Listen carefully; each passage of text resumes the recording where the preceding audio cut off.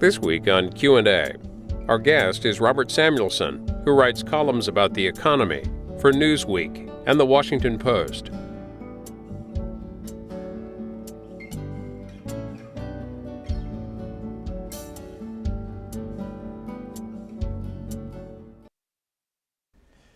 Bob Samuelson, one of the things about your habits as a reporter is that you never vote. Years ago, I decided not to vote because I thought that when you vote, you make a psychological commitment to one side and against the other side. And I thought it better not to do that. And this is a purely private matter. I subsequently discovered that a number of other journalists, including Len Downey, the former editor of the Washington Post, had the same practice, and I assume for roughly the same reasons. But my wife describes this as one of the dumber things I do, and she has a long list of dumb things I do. Why does she think it's dumb? She just doesn't. She thinks you ought to exercise your right as a citizen, and she doesn't think that the privacy of a voting booth really prejudices you one way or another. And she probably thinks, although we've never discussed it at great length, that you have a bias for and against certain people, certain parties, certain positions anyway. You write a column that's an opinion column, so what's the big deal? But I'm comfortable with it, and since I'm writing the column, that's what I do. When did you start the column? The column started in late 1976 when I went to work for the National Journal magazine. The National Journal, for maybe viewers that don't know it, is a magazine that's published in Washington that is intended mainly for lawyers, lobbyists, congressmen, senators, their staff people, academics, people who deal in policy and are interested in the details of policy. And I was hired there in 1976 as their economics reporter, and part of that job description was writing a column.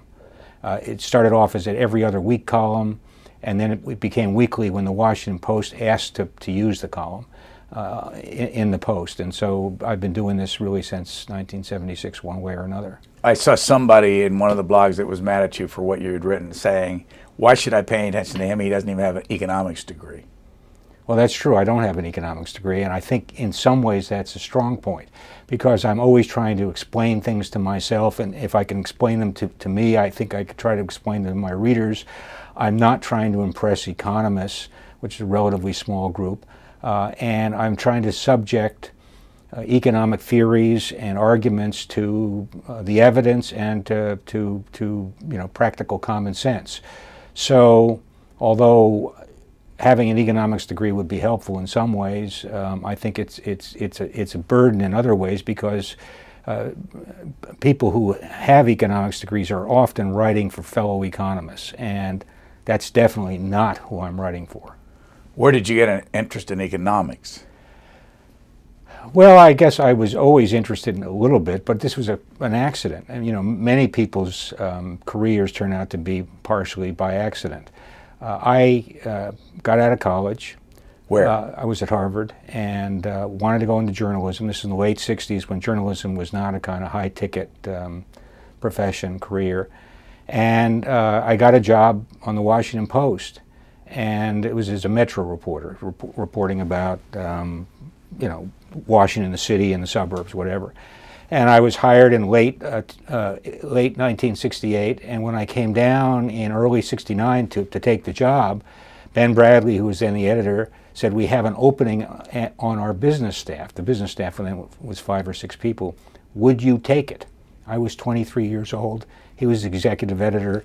I didn't have a strong objection to taking it. I thought it would be a good idea to say yes. Now, if he'd asked me to be a sports reporter, I would have said no. I said, I'm just completely unqualified to do that and I have no interest in doing it. But I had taken a couple of economics courses in college. I thought it was important. I thought it was interesting, and I said yes. And one thing led to another. So are there a number of guideposts that you have when it comes to economics? I mean, when you sit down and decide, I'm going to do a column on something, what's going on in your head at the time? For me, the reader? Well, I'm really trying to do two things. One, I'm trying to find something that's relevant and important, and secondly, I'm trying to find something that might be interesting to the reader.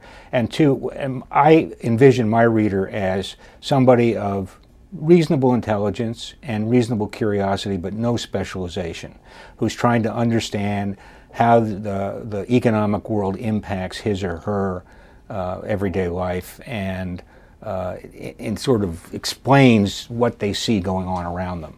So it's a news judgment I make every week, and it obviously depends on some of the things that interest me and that I think are important. I mean, I've written over the years, going back many years now, about the nature of the federal budget and how it's been transformed into a vehicle for basically the largest part of the federal budget goes for paying benefits for older Americans. And I've written about that substantially, frequently, and as I say, going back over many years. And I think it's highly relevant, but it's not a subject that's often very popular, because I have said we need to reduce these benefits because we have an exploding population of old people, including me. I've just turned 65. And it won't be easy for the country to afford all these benefits.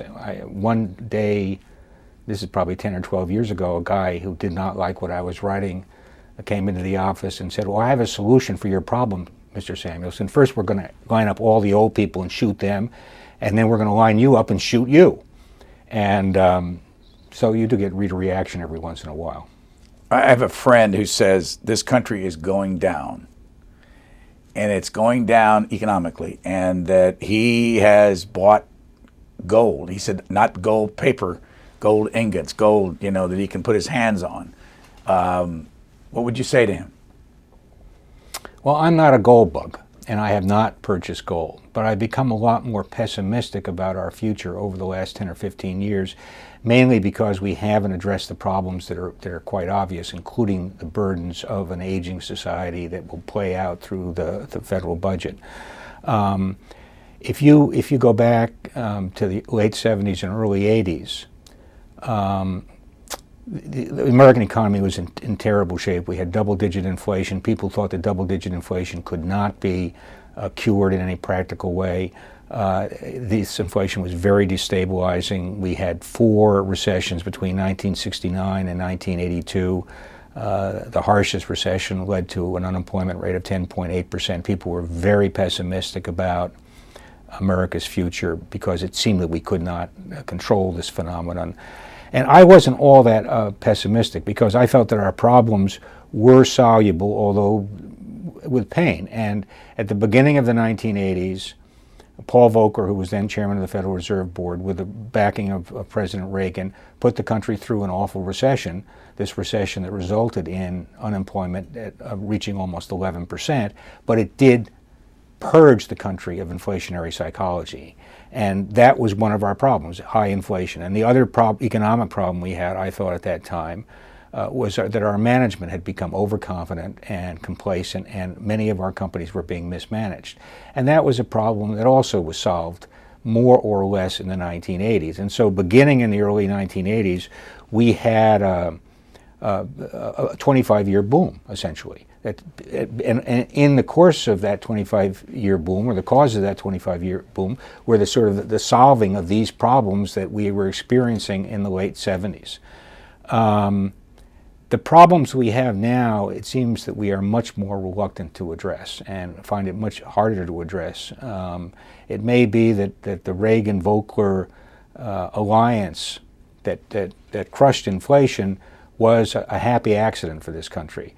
That if we had other leaders at the time, they would not have done that. And I have argued that that is the case. But right now, and really for the last 20 years, we have not had political leaders who have been willing to address problems that were completely obvious and have been written about extensively for narrow and understandable, but ultimately, I think, misguided political reasons. On the 19th actually the 21st of December, this Reuters story came across my desk, and I want to read just a couple paragraphs and get your reaction to it. The U.S. government fell deeper into the red in fiscal 2010, with net liabilities swelling more than $2 trillion as commitments on government debt and federal benefits rose, a U.S. Treasury report showed Tuesday. the Financial Report of the United States, which applies corporate-style accrual accounting. You know, and the average person, including me, you see that accrual accounting. What's that versus the cash? Showed the government's liabilities exceeded assets by 13.47 trillion. That compared with 11.456 trillion gap a year earlier. How can we do this? Well, I have to say, first, I think that is the wrong way to look at our problems, because it is extremely complicated, and the distinction between cash and accrual accounting is although it's a significant difference, is a somewhat technical one. I prefer to just look at things on a year-to-year basis and see what the trends are. We have a huge deficit, and have now for the last 2 years, of well over $1 trillion. Now, most of that is understandable, the understandable consequence of this really savage recession that we're going through. But if you look out at the projections that are made, the deficits are endless, because the government basically has made more promises that it can keep at the existing level of taxes. Social Security, Medicare, and Medicaid, the first being basically an income transfer to people over 65, and the second being health insurance for people over 65, fully for Medicare, or almost fully for Medicare, and partially for Medicaid. Those three programs already constitute 40% of the federal budget. If you look out over the next 20 years, 30 years, whatever you want, as the baby boom, my generation, retires, the number of people and the proportion of elderly, those people over 65, is roughly going to double. At the same time, we haven't controlled health spending. And so when you put all that together, just maintaining the existing commitments of the federal government basically means that the budget has to expand by on the order of 40 to 50% over the next couple of decades. Well, that can be only met in a number of ways. One is you can raise taxes really very sharply, which would undoubtedly, you have a huge transfer from young people to older people, which I do not think is economically prudent or socially justified. Or you can run these massive deficits that at some point would be unsustainable, or you can engage in dramatic cuts in other government programs. Now, all this has been known for decades, and we have we basically have ignored that problem. And continue to ignore it, and the amounts are in the trillions of dollars. And if we had decided to do what we could have done at the beginning of the 90s, or even in the middle of the 90s, or even at the end of the 80s, and begin to raise eligibility ages gradually for these programs, begin to reduce the benefits for wealthier retirees who really don't need some of these subsidies, and begin to reform health care in a way that reduces the sort of the inexorable increases in spending, we'd be in a lot better shape today than we are. Based on what you know about the new House coming in a day or two is Republican. The Senate remains Democrat, but less so than it was last time. The president signed up for that, not to increase the taxes. Where would you guess we would be a year from now? My guess is it would be basically, I hope the economy improves in 2011, and the consensus among economists, of which I am not one, as you pointed out earlier, is that it will improve, and that the horrendously high unemployment rate, which is now near 10%, will come down to a still very high and punishing 9% or maybe a little bit less. There will be some reduction in the deficit if that occurs. But in terms of dealing with these long-term problems, I don't see us making much progress. I hope I'm wrong, but I've been disappointed too many times in the past. The Democrats seem to think that you can somehow solve these problems by just taxing the richest 1 or 2% of the population.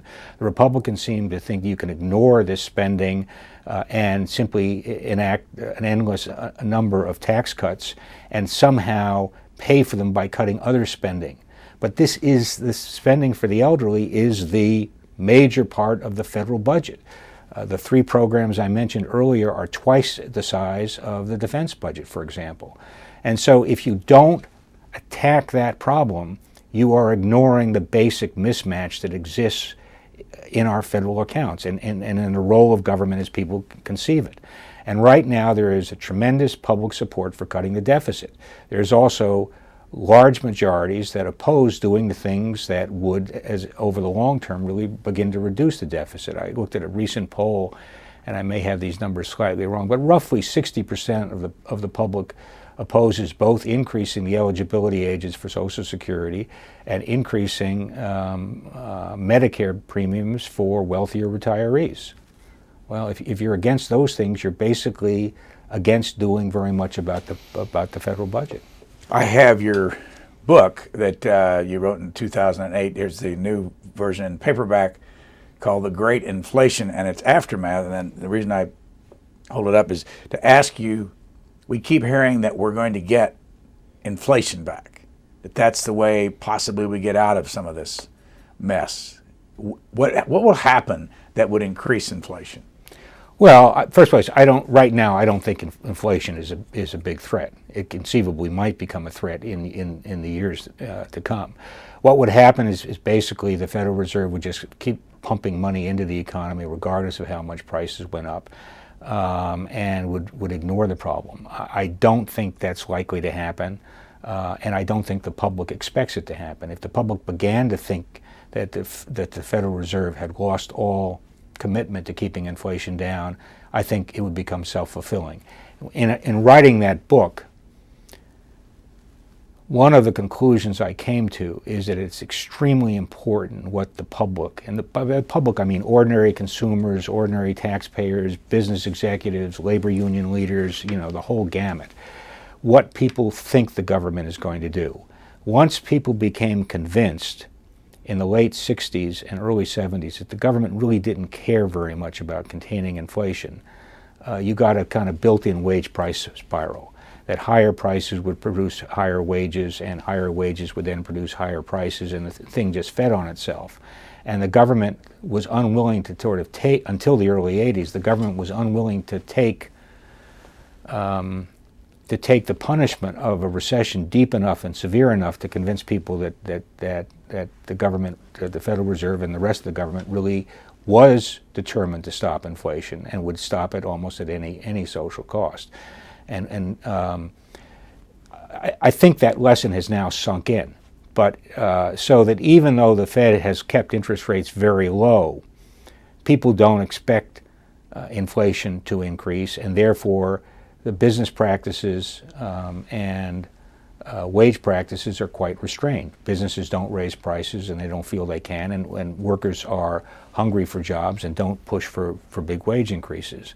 But again, if the psychology changed, and this is something very difficult to judge, if the psychology changed, then you could see a reversal of this. I mean, the one thing that we've absolutely learned over the last 30 years is that economists and other sages of the economy are not very good at predicting what actually happens. So I don't pretend to have a crystal ball to tell you what's going to happen in 2, 3, 5 years. How often do you write? Once a week. I mean, I write my column once a week. I mean, I do occasionally other longer pieces, and as you pointed out, I've done this book, and I did 2 other books before that. And in Washington, it's highly visible. It's in the op-ed page of the Washington Post. It's also printed in Newsweek magazine. How do you tend to get reaction? I get some email reaction, but I don't get as much reaction as you would think. I mean, over the years, I'm not flooded with emails the next day after a column, and I get some calls from people that either agree or disagree, and I still get some letters through the old-fashioned mail, but I'm not inundated. Now, I have to say I'm one of the few last columnists who does not print his email at the end of the column. My feeling is that if you want to get in touch with me, you ought to have to go through a little bit of trouble. This is not a kind of constitutional right to sort of. So I don't print my email at the end of the column, and if I did, I'm sure I'd get a lot more emails. When did you make that decision? Well, it's a decision I didn't make. The decision I didn't make was to put the email at the end of the column, and some of my editors have consistently urged me to do this, but as I say, it's like not voting. It's just, this is the way I am, and if you look at the comments, I mean, people can comment on the columns, and there are typically, after a column runs in the Post, on the Post website, there are typically hundreds of comments. Well, I don't look at them all the time, but when I do look at them, I see that a lot of the comments have nothing to do with my column, or that they are very strident. But sometimes, somebody picks up something and starts to run with it, and somebody else responds to it or whatever. And frankly, I don't care to be inundated with those kind of emails every day, and nor do I care to engage in the kind of theater of having an email to which comments might be sent, in which people would get an automatic reply that Mr. Samuelson has received so many emails that he can't possibly respond to them all. So if somebody really wants to get in touch with me, they can find my email by searching the net, and that's fine. But as I say, I don't give them a free ride. How many words approximately is each column? Well, when I started out writing for the National Journal, and the columns were soon reprinted in the Post, it was about 1,100 or 1,200. And over the years, it's constantly shrunk. It's slightly different in Newsweek and the Post. In the Post, I'm allowed 800. In Newsweek, it's about 710. So it's gone down an awful lot. And frankly, it takes longer to write a shorter column than it did a longer column, because you can be a little bit more relaxed in your writing style when you have 1,100 or 1,200 words than when you have 700 or 800. So how do you check your own writing? In other words, when you lay down a lot of figures and all that stuff, anybody say, this is garbage, this is completely incomprehensible? Yeah, I mean, do you get any feedback at all before it hits the Well, I mean, before streets? It's published, for years I've had a very good friend of mine, Joel Haveman, who was an editor and a reporter at the Los Angeles Times, edit my columns before they even go to the Post or to Newsweek. And then they go through, and Joel, aside being very smart and having covered the economy at the LA Times, so he, and at the National Journal, where we both work together as well. So Joel has a substantive background, and he's a good writer. He's an expert at grammar, and when things aren't clear, he tells me. When he thinks I'm saying something, Joel's political views are somewhat different from mine, and when he thinks I'm saying something that's really, really off the range, he tries to rein me in. And then I go into either to the Newsweek editors or the editors at the Washington Post Writers Group that syndicates the column, and they're very good too. So I would say particularly editors at the Writers Group, at the Post Writers Group, when I say stupid things or things that are unclear, they say, let's clarify this. They do what editors are supposed to do. And I've always regarded editors as my friends. I mean, what every writer wants to hear is, this is the most brilliant thing that has ever been written. It is completely clear. You don't have a word out of place. But unfortunately, that's not the reality. And I regard editors as protecting me against myself. And so I tend to listen to them. Does Joel Haveman do this for free? No. But I make a payment to him. He objected to my making it at the beginning when we entered this arrangement, and my impression is he gives it to charity. But I would have, I mean, he's a very good friend of mine, and I value his guidance. I've got a column here from December the 13th. The headline on it is "The Flight from Risk." I'll just read the first paragraph. It is becoming clear that the Great Recession has left a deep and possibly lasting scar on the American psyche. From CEOs to ordinary families, we are a nation that is more cautious, more fearful, more risk-averse. This widespread and so far indestructible anxiety has hobbled the recovery and helps explain the slow pace of job creation. The economy's revival depends in part on risk-taking, but risk-taking is in eclipse. Well, it was obvious in the aftermath of the financial crisis that Americans of all sorts, beginning with Wall Street types and CEOs, but standing down to ordinary consumers, had underrated the risks that they were undertaking. And so this is in some ways a very natural reaction to this financial calamity that we had, that people who had borrowed a lot are running down their debts and paying off their debts and saving more, and corporations are building up huge cash hoards because during the crisis they were cut off from, or feared they would be cut off from their normal sources of financing.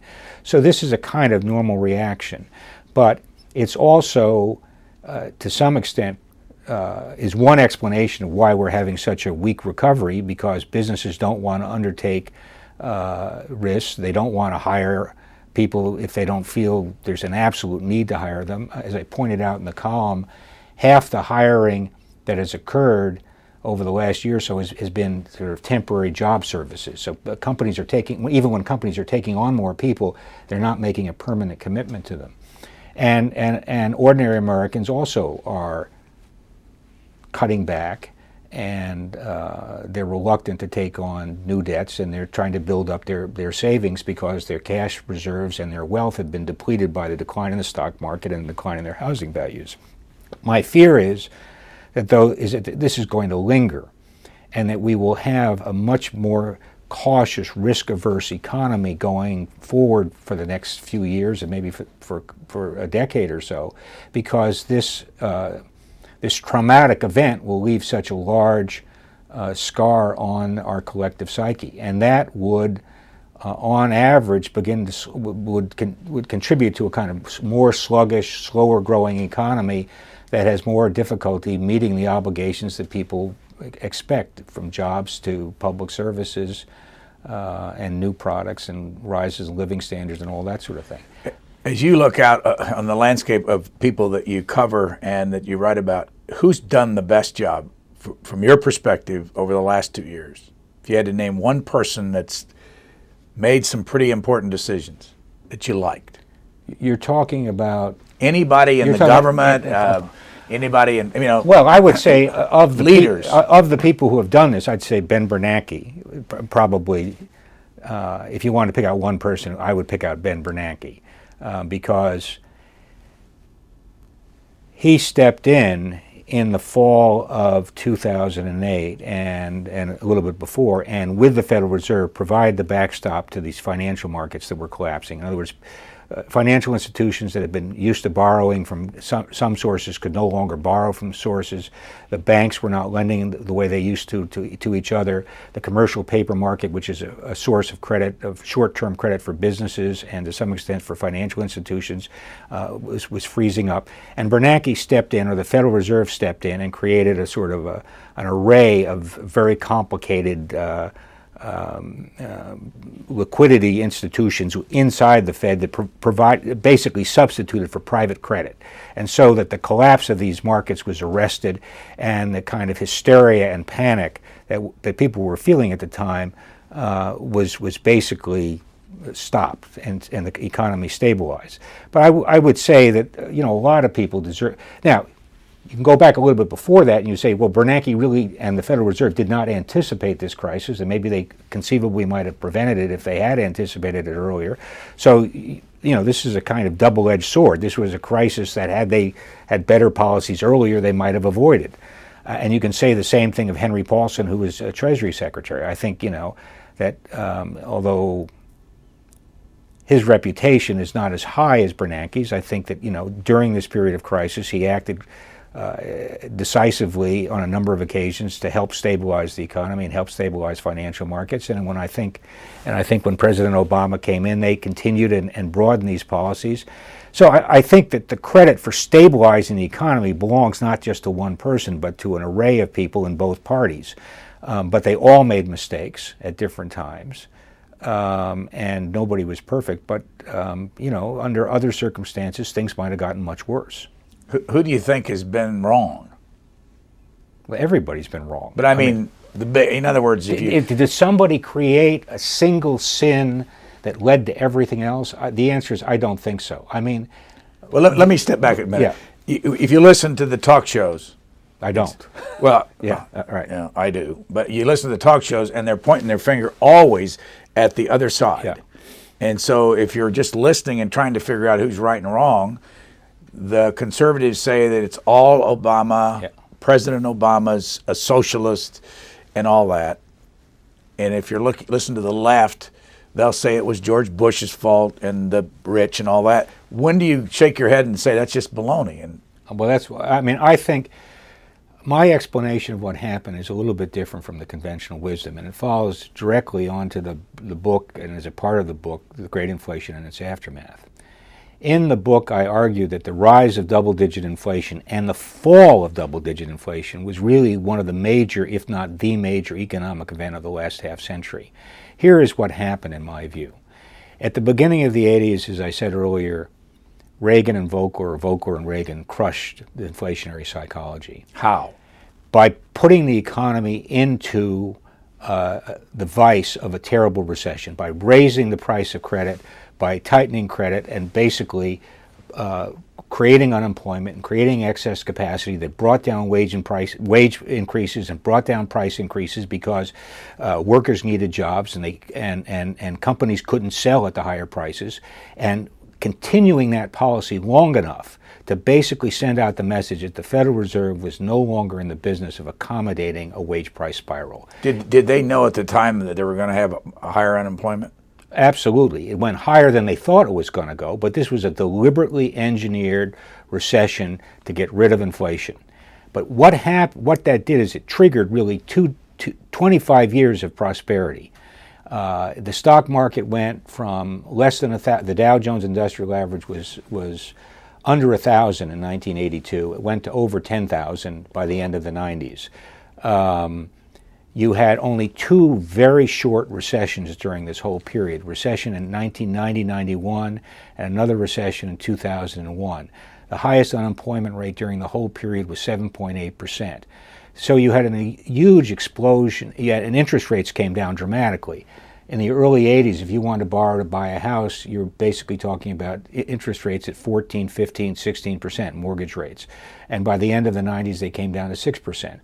And so you had a huge increases in jobs. You had essentially a stabilized economy. Although people complained about the economy, it was much, much better than it had been in the previous 15 or 20 years.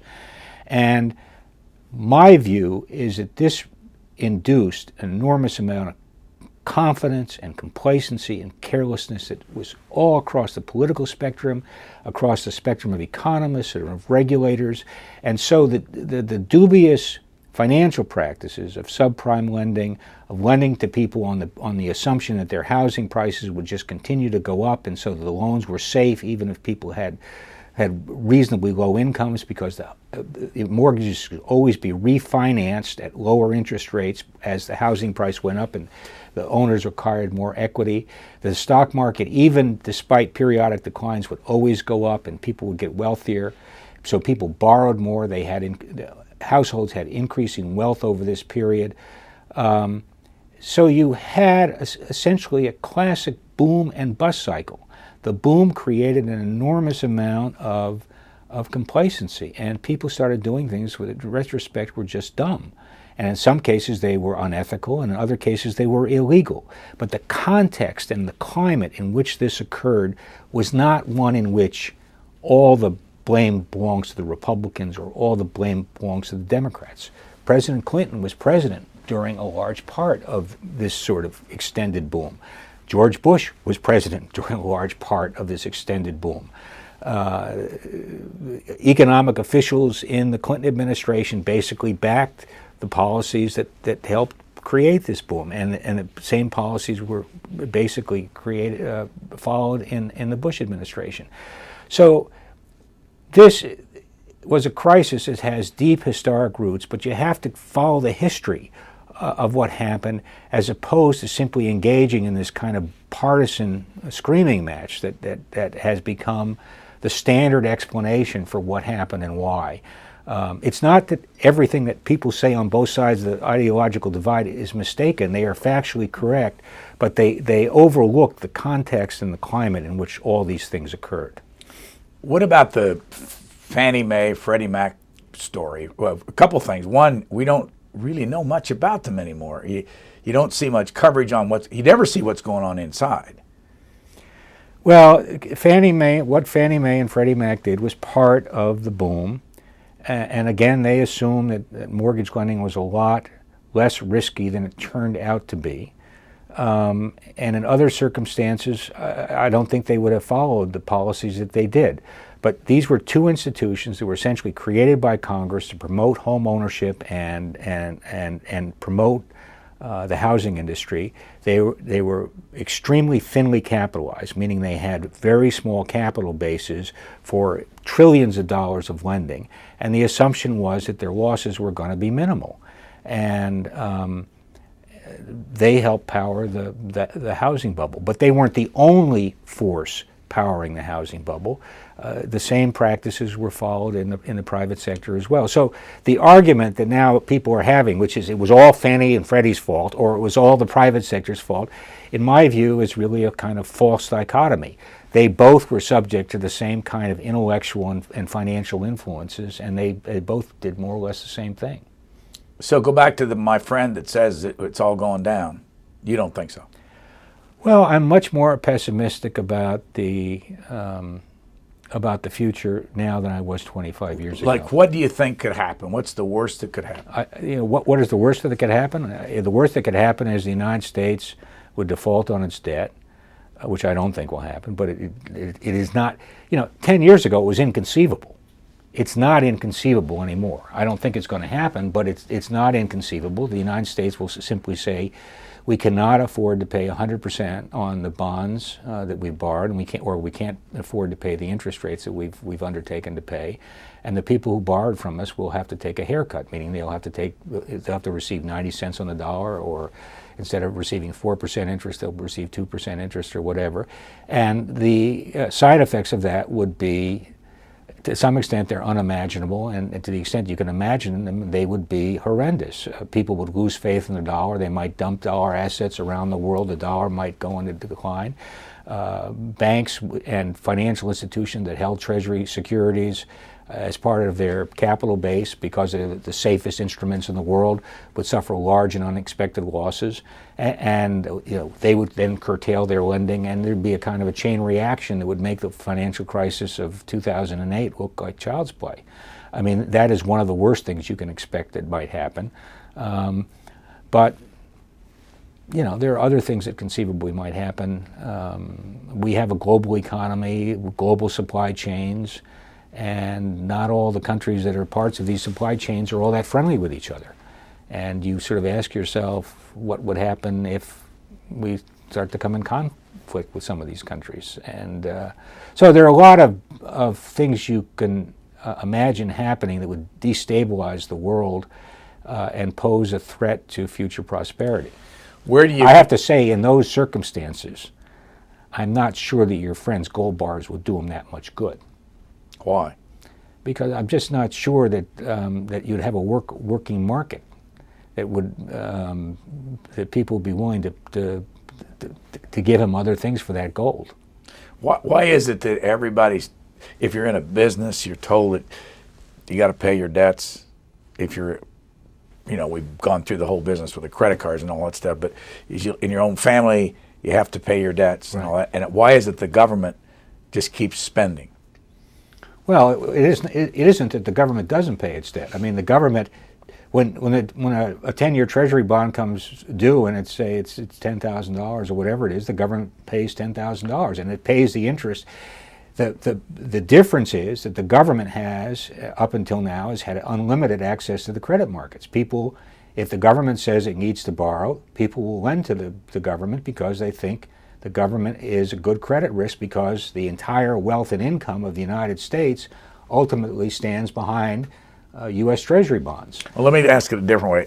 But if you ask, so the fact that is true makes it easier for the government to spend beyond its means. It makes it easier for the government to spend more than it's willing to tax, and so politically that's quite advantageous. And now generations of politicians going back to the 1960s have been willing to do this because it's just politically very appealing to spend a lot more than you tax people. And up until the 1960s, there was a custom in this country that in good times you balance the budget. And in the 1960s, we broke that taboo. In the Kennedy-Johnson years, we broke that taboo. And once it was broken, it's been impossible to restore it. And that was a kind of self-restraint that was built on custom and habit. Not that you balance the budget every year, but outside of war times and economic depressions and severe recessions, the government made an effort to tax as much as it was going to spend. And we got out of that habit, and it's just, we don't do it anymore. From what you've watched this town for years, and how many years have you lived here? Since 1969. The Republicans are saying they're going to come back to town and cut. Do you expect that?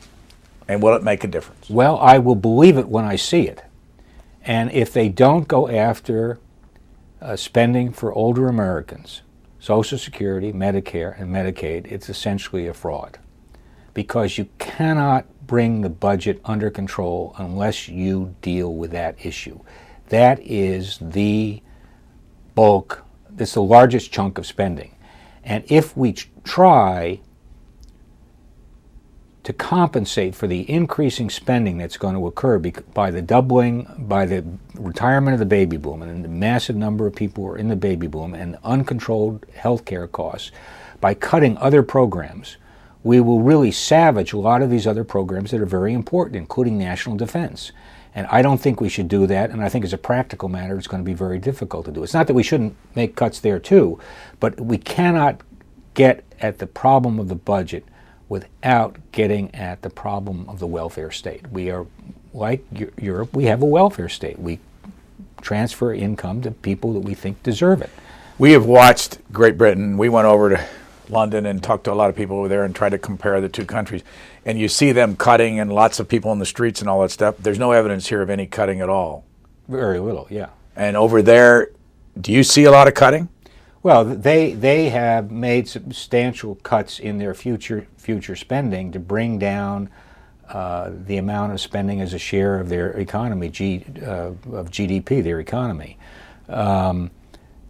Even after they do that, their government spending will be higher as a share of their economy than our government spending. I mean, the European tradition is to have a larger role for government than Americans have felt comfortable with.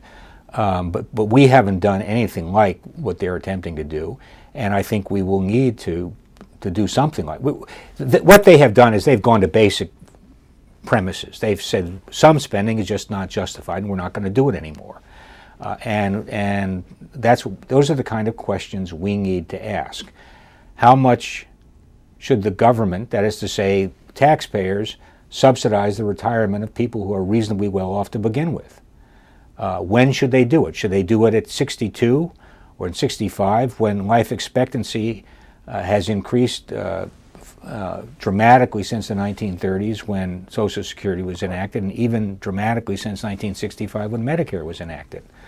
If you reach 65, you can expect now to live about another 25 years, 20 to 25 years. And the average person over 65 now receives from the government through Social Security and Medicare about $25,000 a year. Well, what do you say? You're talking about Social Security and Medicare. You have doctors say that if they cut us like they're planning to, that they'll stop taking Medicare patients.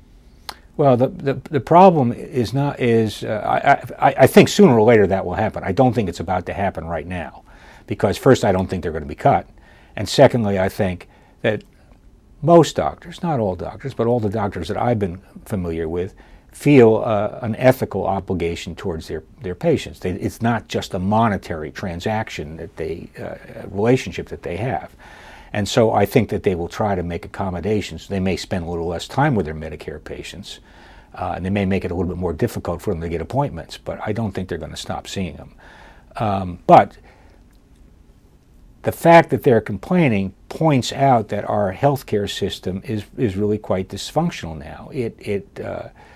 Spending goes up year in and year out, and it's not clear we're getting better health care as a result of the spending. And one of the reasons that the system is as out of control as it is that it's basically too balkanized. You have doctors who are specialists, and they do what they do, and they recommend to their patients that they have this procedure or this therapy or whatever, and there's very little coordination between different specialties, and You don't have the kind of networks that would be much more sensible from an economic point of view, and also probably from a healthcare point of view. Where do you fit in the spectrum between a Keynesian and a Milton Friedman follower? Well, I've learned a lot from studying both schools, and I would say I'm just a kind of a pragmatist. I sort of look at, I think, to start on the one side, I think Friedman was clearly right about inflation. That inflation in the United States and almost everywhere where it's reached high levels is a monetary phenomenon. It is created by government printing too much money, or creating too much money in whatever ways it does. And once that was accepted in the United States, in the late, intellectually accepted and politically embraced in the late 70s and early 80s, we got a handle on inflation by simply bringing down the rate of money creation. He was wrong he postulated that you could have a kind of mechanical increase in the money supply every year, and you could, that was the best rule to follow. That's a technical matter, but that turned out not to be the case. But Friedman was fundamentally right about the nature of inflation and how to conquer it. The Keynesian, I think, were certainly right about the 1930s, and I think right about the initial diagnosis of our current recession, and that is to say that the fundamental problem was absence of demand. And you need to sort of create enough demand somehow to make sure that the economy doesn't go into kind of a vicious downward spiral. On the other hand, I don't think they paid nearly as much attention as they should to the microeconomics of why businesses create jobs and why they hire.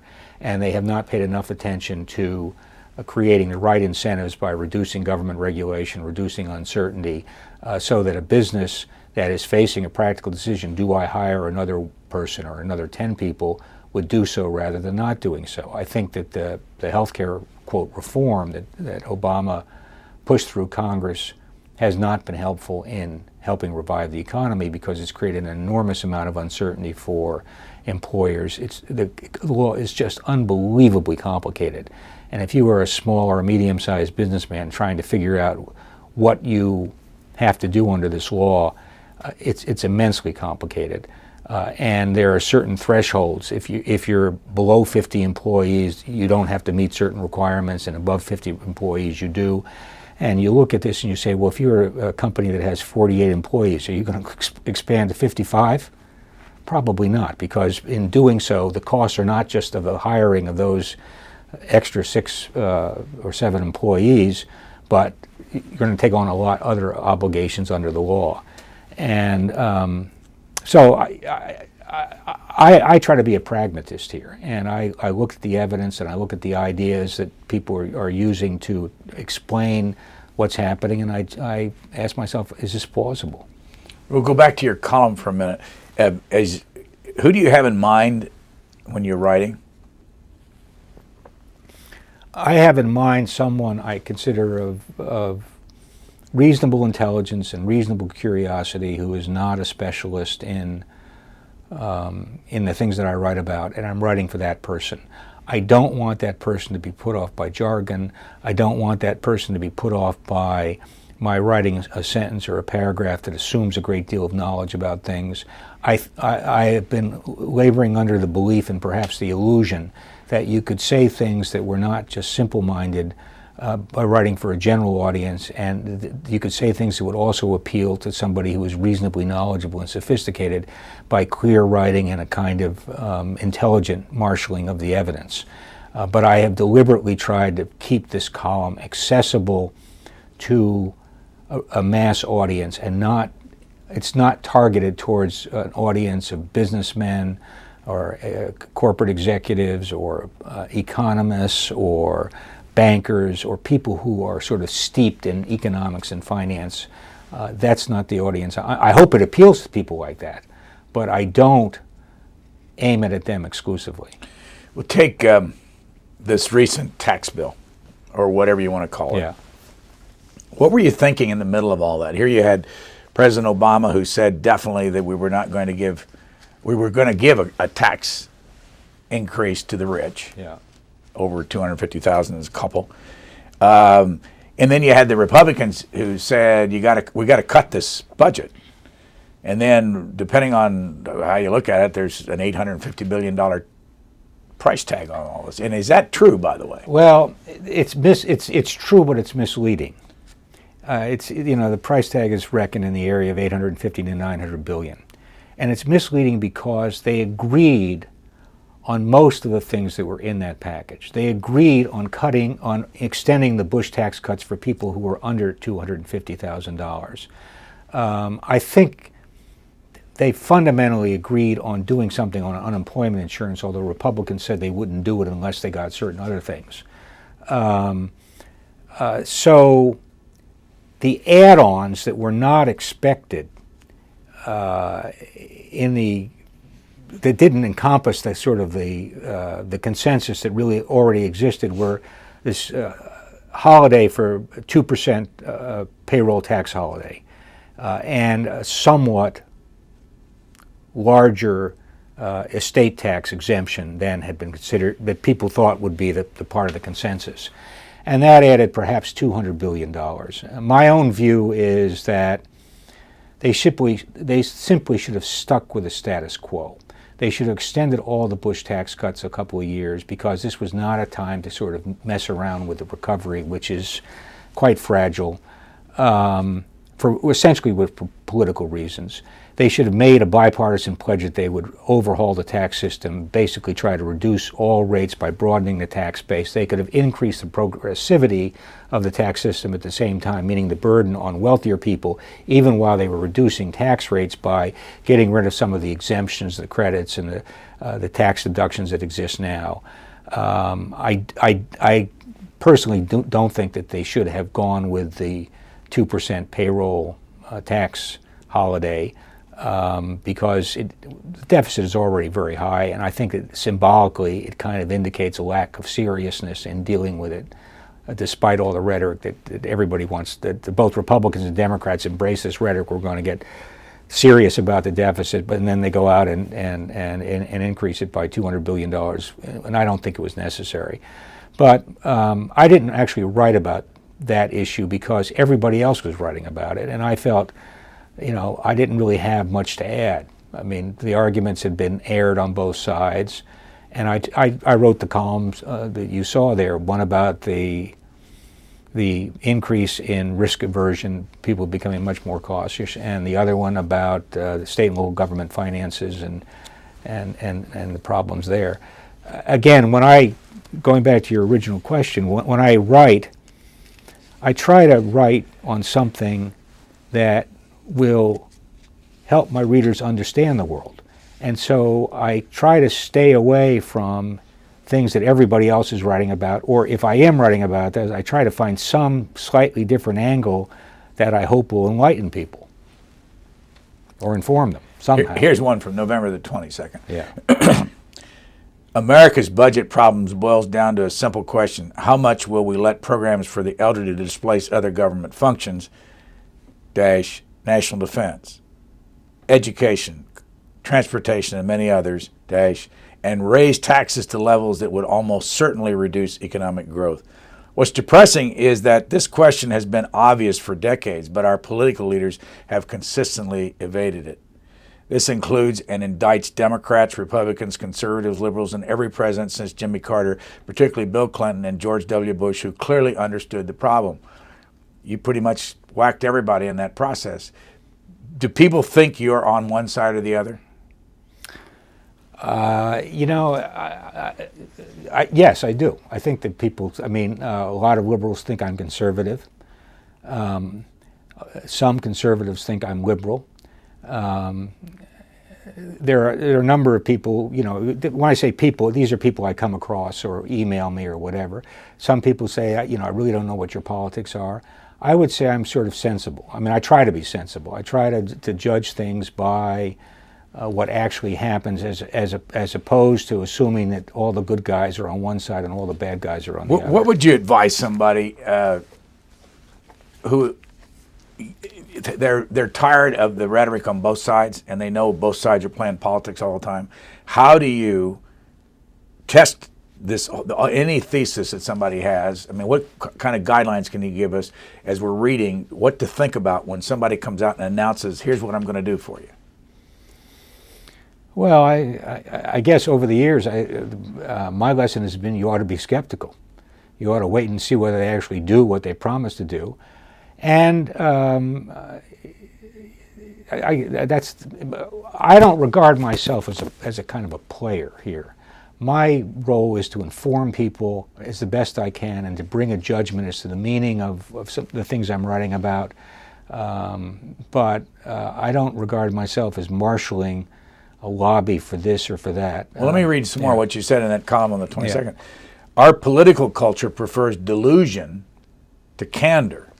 Liberals would solve the budget problem by taxing the rich and cutting defense. Think again. The richest 5% already pay about 45% of federal taxes. They may pay more, but not enough to balance the budget. Defense spending constitutes a fifth of federal spending. Projected deficits over the next decade are similar. We won't shut the Pentagon. Republicans and Tea Partiers think that eliminating wasteful spending would allow more tax cuts. Dream on. The major spending programs, Social Security and Medicare, are wildly popular with roughly 50 million beneficiaries. And that's the problem. I mean, the problem is that, to simplify it just only slightly, is that our political leaders basically tell their bases and even people in the middle of the road what they think they want to hear. Isn't this going to kill us, though, in the end? Well, I have come to the sad conclusion that what is going to make us face up to these problems is some sort of a crisis that will force action, as opposed to political leaders doing what they should do, is leading us out of and dealing with problems that are obvious and for which there are solutions. You know, what's sad about this is that there are a lot of social problems we have for which there are not obvious solutions. I mean, if you talk, people have been talking for decades about reforming inner city schools. Well, it's a very difficult thing to do, and so we haven't really done so. This is an issue for which there are obvious things you can do. You can cut benefits and raise taxes, and that's basically what that's what the argument should be about. We're out of time, but I've asked you this several times in the past, but I have to do it again. You're not related to Paul Samuelson. I am and not. How many times have you been asked that question? Several hundred, maybe some thousand. But he was I met him once in an airport very briefly, and he had the Newsweek column that I now write in the 60s and 70s until he retired from it in the late 70s. And when I got it, he wrote me a very nice letter, and which was one or two lines, the last line of which said, "Someone named Samuelson can't be all bad." And he may have lived to regret that, but or change his mind. But he seemed to have a very good sense of humor, and obviously he was a giant among economists.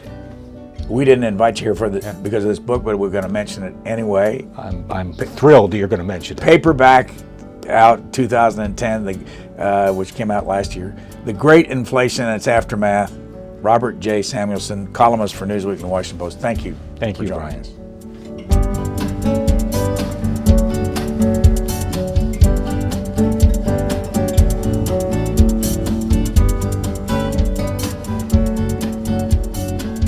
For a DVD copy of this program, call 1-877-662-7726. For free transcripts or to give us your comments about this program, visit us at qna.org. Q&A programs are also available as C-SPAN podcasts.